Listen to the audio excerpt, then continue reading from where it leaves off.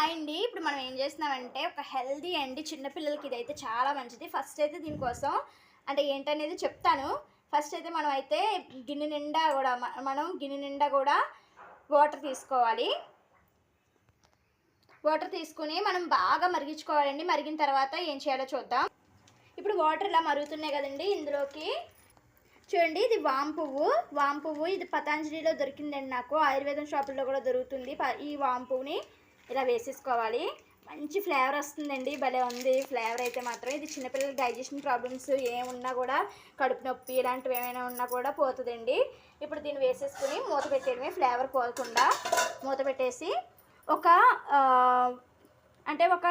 అంటే బుడగలు వస్తాయి కదండి, వాటర్ బాగా బాయిల్ అవుతుంది కదా, అంతవరకు ఉంచాలి. అది కరగాలి. అది కరిగే వరకు కూడా మనం మూత పెట్టే మరిగించుకోవాలి. అలాగే వాటర్ని కూడా సిమ్ చేసుకోవాలండి, కొద్దిగా సిమ్లోనే మరగాలన్నమాట. మనం వామ్ వాటర్ తయారు చేసుకున్నాం కదండి, అది చల్లారిన తర్వాత ఇలాగ గాజు సీసాలోకి వేసుకున్నాను. గాజు సీసాలు వేసుకుంటే ఎక్కువ రోజులు నిల్వ ఉంటుంది. ఇది మ్యాక్సిమం 3 నెలలు కూడా అలా నిల్వ ఉంటుందండి. 3 నెలలు అంటే ఇంకా చాలా 6 నెలలు అలా కూడా పెట్టుకోవచ్చు గాజు సీసాలు వేసుకుంటే.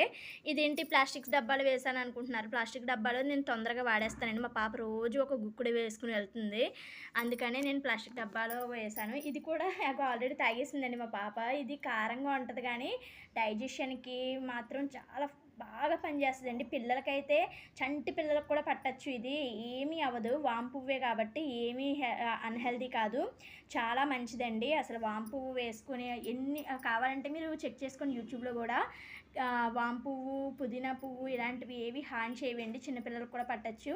నచ్చితే లైక్ చేయండి, షేర్ చేయండి, సబ్స్క్రైబ్ చేసుకోండి. ఇది మాత్రం కంపల్సరీగా ఇంట్లో తయారు చేసుకోండి. నా వీడియో అనేది నేను లింక్ ఇస్తాను, దాన్ని చూడండి. ఓకే అండి, థ్యాంక్ యూ ఫర్ వాచింగ్.